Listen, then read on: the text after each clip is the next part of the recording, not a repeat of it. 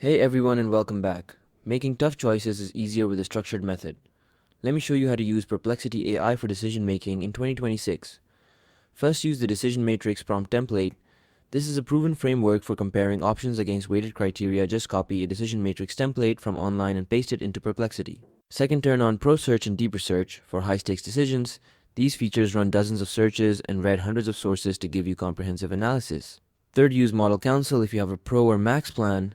This runs multiple frontier models simultaneously and shows you where they agree and disagree, giving you balanced perspectives. Ask Perplexity to create a weighted scoring table list, your options across the top, and your criteria down the side. Have it assign scores and calculate weighted totals.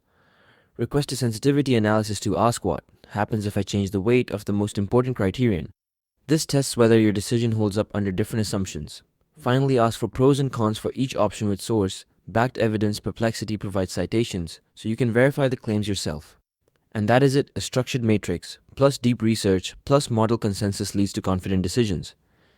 If you use Perplexity for decisions, let me know in the comments. See you in the next one.